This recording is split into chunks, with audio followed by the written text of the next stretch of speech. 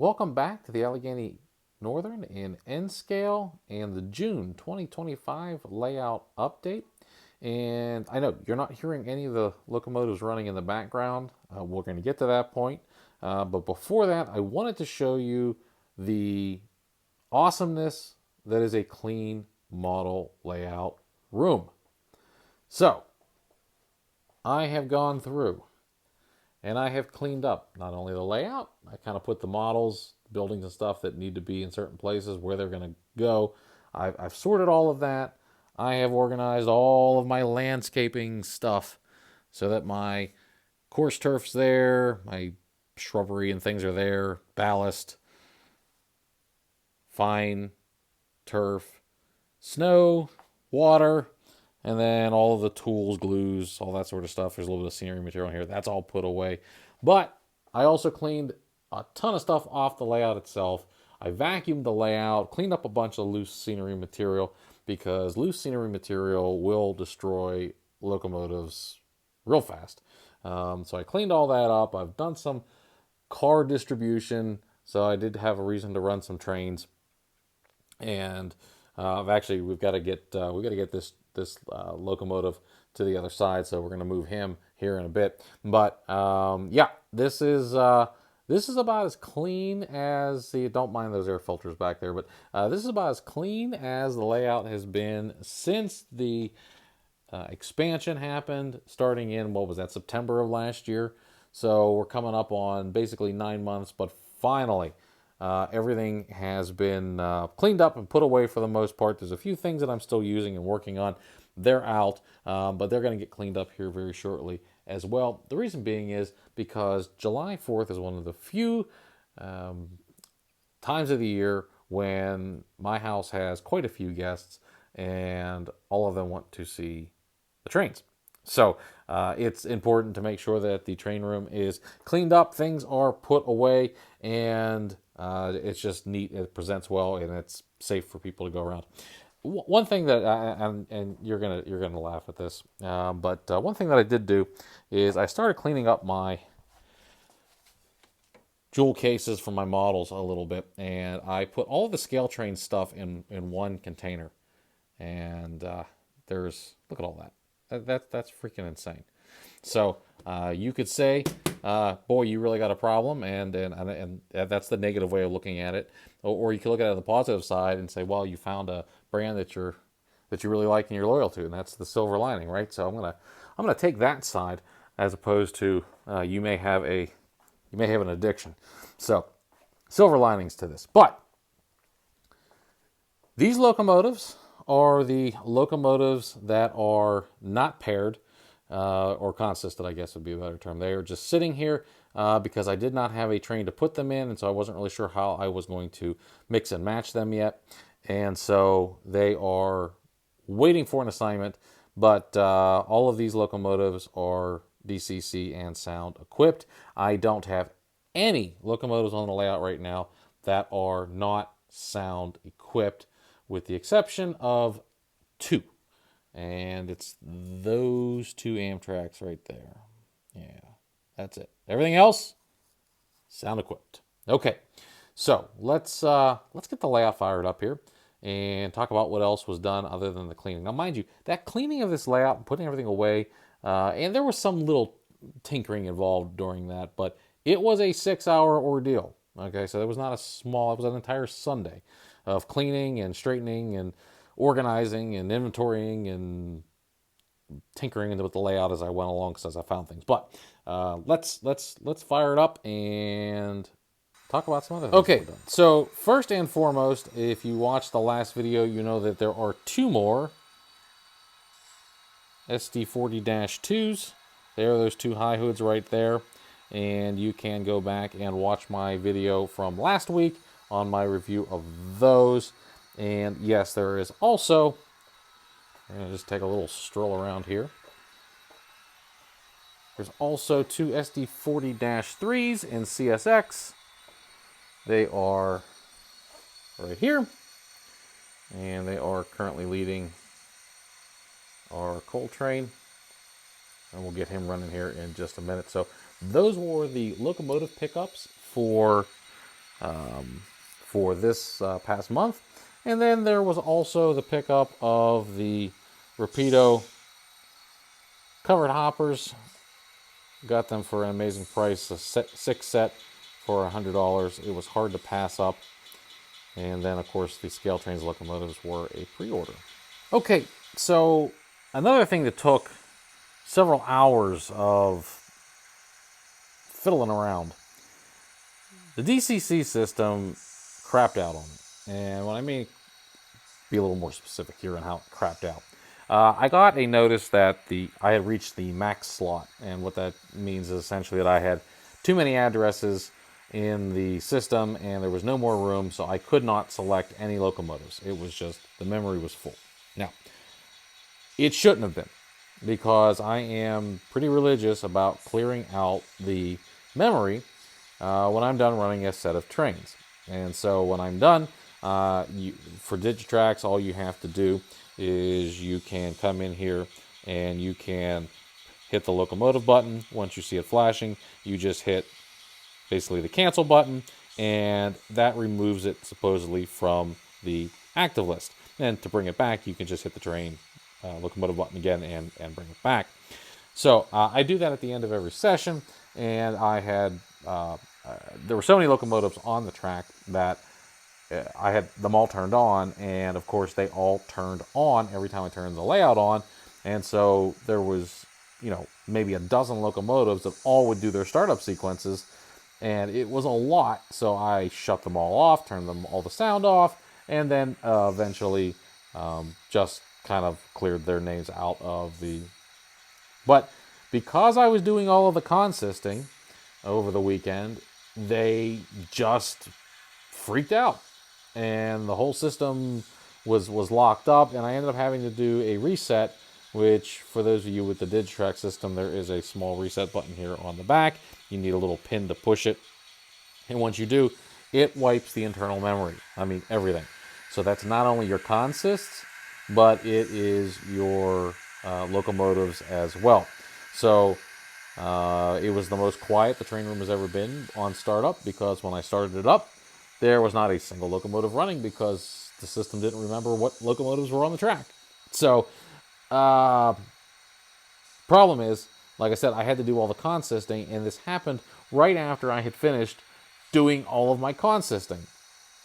Yeah, it sucked. I looked for multiple ways not to have to do what I did, and there were none. So let me show you what I have consisted right now.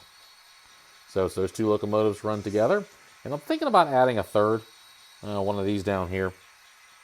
Of course, I have the big boy paired up with I think it's an SD80. It's either an 80 or a 70. I can't remember which. I think it's the 80. So those are paired up.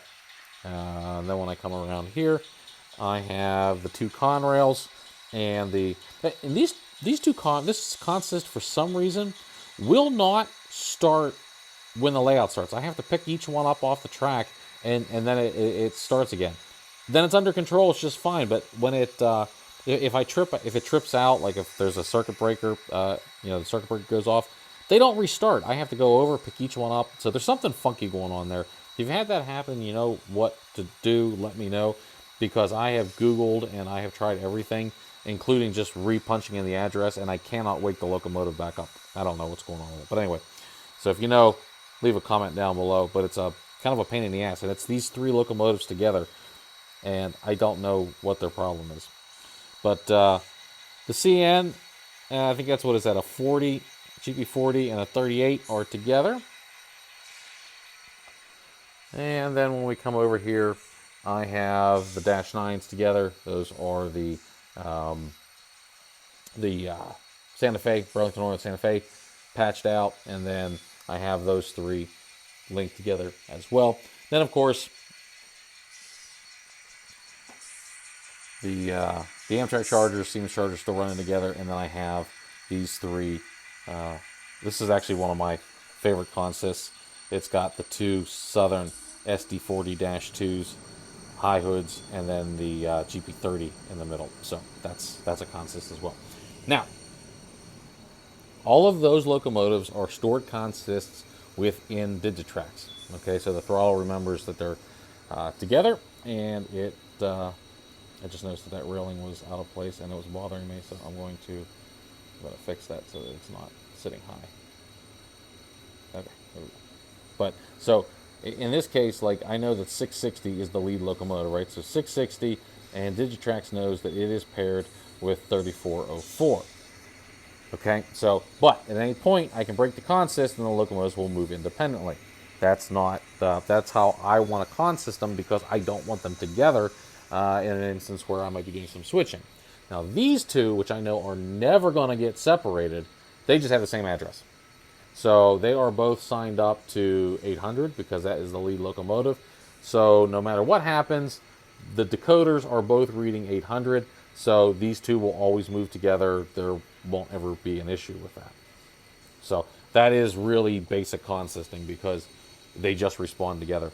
And you know what? I think I forgot to mention that these two are running together. So the slug and the maintenance away unit. Now that's a Scale Trains GP. It's a GP30, and I think that is an SD40. That is the 9709 there. And I have the slug actually as the lead unit because I really like the horn on the slug, and for no other reason. So I put it first so that you would hear the horn. Silly maybe, but that's what I wanted to do. Okay, so did a little better lighting down here. There is a second strip of LEDs right here on the leading edge that brighten this up. So that was new for June. And then also, it's not fully secured yet, but the blue lights here have been replaced to match the same system that is everywhere else. Because if you recall, about a month ago, that thing, the other one fried on me. It was a different system anyway. But now, that one is the same as all the other lights. So for our night scene, we're ready to rock and roll with that. And actually, I like the blue on that better. It's a deeper, darker blue, and so it looks a little more realistic. Okay, also in June, I started working on some scenery, tried to get these bridges kind of put in. So this is going to be a sort of an inlet here from the ocean. This is going to be a bit of a swampy area right in here. And then this is going to be the port scene. You can see that I've got that all cut down. It's actually cut down the length of this. And I'll be honest with you guys, if you ever do a two-tiered layout, make sure you do the top tier first, because I have spent so much time either protecting or cleaning the lower level. It's really a pain in the ass. And because how complete this scene is over here, the vacuuming has just been dangerous. And there's been a few things I've sucked up that I've had to go retrieve from the vacuum. So always start at the top. Always start at the top, I guess is my point. Okay, I promised you some running trains, so let's go ahead and run some trains. I am going to run the big boy for the, I'll call it the open house. And of course that means Rexie will get her time in the limelight. And everybody knows she's there, so they'll be looking for her. And I thought about hiding her and making people ask, but then I was like, yeah, you can't hide the star of the show. Also, in the month of June, we worked on some sound. And so we got sound in UP 1949 and these two babies. So another set of SD40-2s with sound, and I was able to put the sound in these two units without modifying the frame. So awesome. Now I did have to modify, and I forgot. I also put sound in this. This is a CUB. I don't know what this is. I can't remember. But I got sound in here. This is the first one that I had to modify the frame on. And let me show you my setup here, because it might be helpful for you in the future if you too have to modify a frame. Okay, I know. It's a mess already. Yes, I know. I had to clear stuff off and bring it over to here. So these represent all the locomotives that do not have sound. And in looking at some of them are going to get sound, and some of them I might just put away. I haven't decided yet. But the reason I wanted to show you this setup, because it's not a new setup, but what I did here is, for the Dremel, I obviously have a cutoff wheel, right? I also got some sanding and grinding tools that are appropriate for metal. So when you go and you get your pieces, it'll tell you what it's good for cutting. Just make sure that that metal is on here, because if you do not see metal on here, then like see your soft metal, then you're gonna have an issue. But the thing that you're definitely gonna want is a vise. You need some way to anchor this, your frame and your chassis. And I have found that this is perfect. First of all, it's got some weight to it, right? So it's pretty heavy for, what it is. And I didn't anchor it down because it's not going to move on you when you're working on it. But it's perfect for holding your frame in place while you work on it. And then with it not being anchored down, I can kind of move this to position it the way I need so that I'm cutting this the most comfortable way possible. And if you're not trying to bend in weird ways to do the cutting, then you're going to be a lot safer because you're going to be more comfortable while you're working. So this worked out very well. It's something I picked up at Home Depot, but what I liked is, like I said, it's got some heft to it, it's got some weight to it, so it's not going to move on me while I'm working on it. And for the first locomotive, for that Burlington Northern unit, it was perfect. Now, look, I don't necessarily like cutting the chassis open because you're taking weight out of the locomotive, and that's just not not ideal. And it's the reason a lot of these locomotives don't have really great pulling power. So, I positioned that and I made it so that I cut out as little material as possible. It's intimidating the first time you do it, for sure, but I really wanted to make sure that I really took a look at the inside, really studied the chassis, how it was set up, where the space was. I actually took some plastic cross members out of the shell as opposed to taking everything out of the chassis, once again, because I want to make sure that the weight stays up. And so that's just another little note there for that.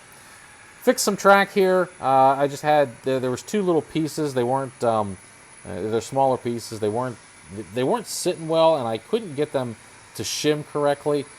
This is part of the old layout, so I ended up actually soldering them. I typically don't solder, nor do I recommend you solder the Digitrax, but in this case, it was the right thing to do, and now my locomotives are running fantastic over it. And it was actually the SD40-2s that were having issues for some reason. They would sort of jump a little bit, and sometimes they would derail, sometimes they wouldn't. But old motto: if it doesn't work all the time, then it doesn't work. The other thing I did, and I don't often do it, and so I just want to full disclosure. I glued this track in place, and the only reason I did that was because it's going to be so long before I get over here to do the scenery, and it kept getting moved around. It kept getting bounced out of alignment, and every time it gets bounced out of alignment, then you have an issue with how your layout's going to perform. And I didn't want the frustration of tracks getting bumped around. So in strategic places where I knew it would hold the entire loop together, I simply put a small amount of liquid nails for projects, and that was all it took to secure this entire loop, right? So I only did that in a few places. Most of the track is still loose, okay? But like this is all tied together now, so my loops stay in the proper radius. That's important. And you're going to notice I did that up on the upper area here a little bit too, but for the most part, I just, full disclosure, I don't recommend gluing it down if you don't have to, just because if you ever need to make a change, the more glue you have, the less likely it is you're going to be able to make that. Yes, I know you can always make changes to the track anytime you want, yada, yada, yada, but like it's just easier, right? It's just easier when it's not glued down. Now, let's talk about gluing some things down. Okay, so the track is done, right? Like, we're done with the track, and we're done with all the major projects. The wiring is done. I can run trains pretty well at this point. There's still some glitches on the upper track, once again, because it's not all scenic in. So as I'm finding those, I'm repairing them. But we're done with all the big heavy building for the most part, unless I decide to do some fascia this year. So that means the rest of the year we are strictly doing modeling projects. That's right, we're doing scenery and building train stuff. No more chasing issues on the tracks. I'm probably going to do a few more sound decoders maybe, but we are officially into just modeling time and modeling season. So yes, we're finally here. That's the part I wanted to get to. I've got trains running just swell now that I've had to reset the entire system and basically start over. But yes, we're back to modeling. So just a sneak preview here. The rest of the year is going to be working on scenery, working on models, and running trains. So huge milestone. It's been since September of last year that we've been able to get to that point. So I'm pretty stoked about it. Okay, there is always going to be one bastard that is going to just ruin everything.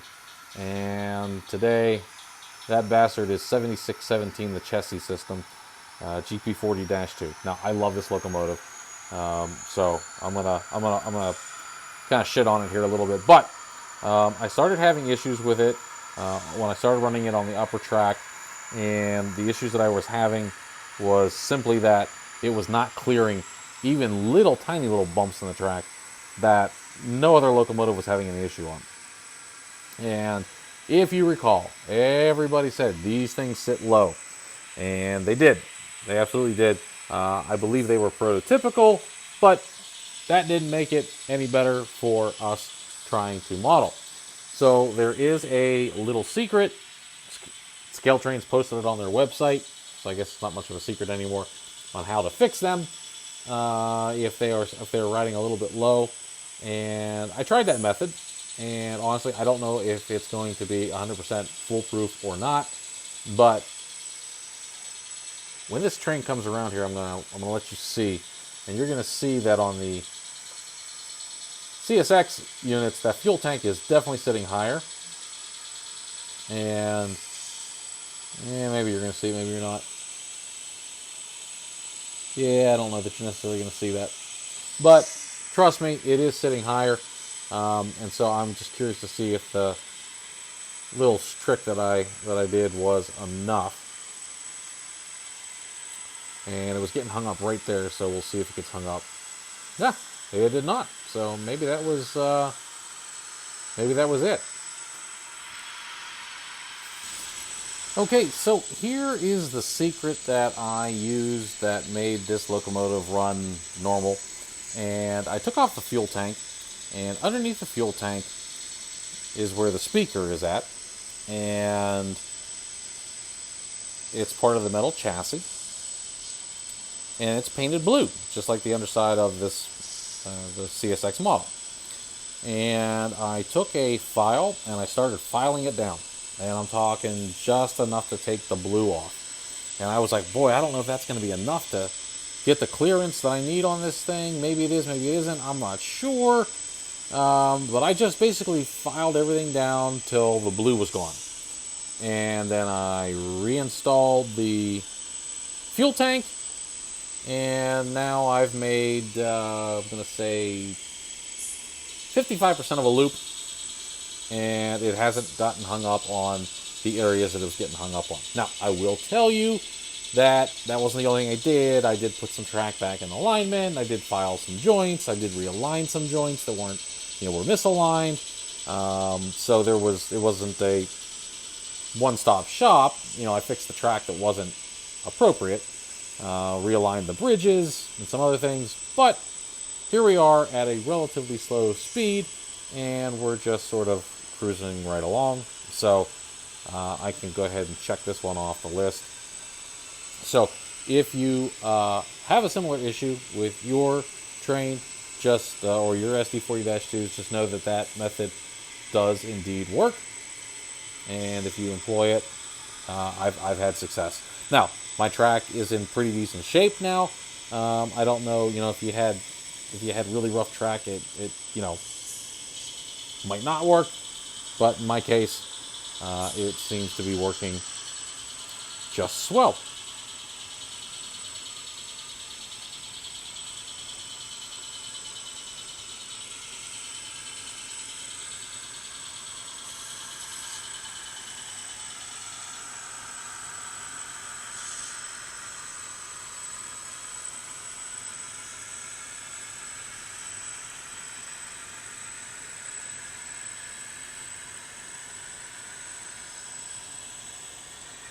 Okay, for the month of June, that was everything that I got done.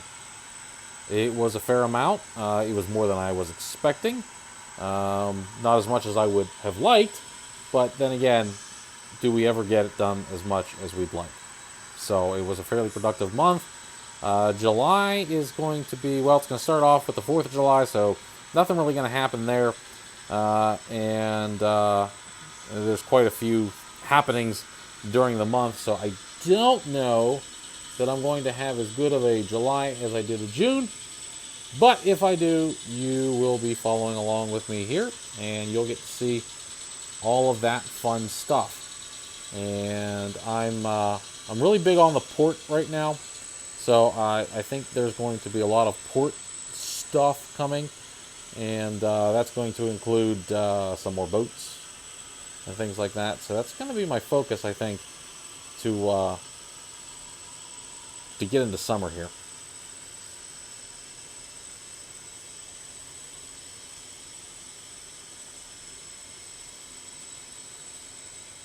Okay, I hope everybody has a good start to the summer here. And we will catch you next weekend.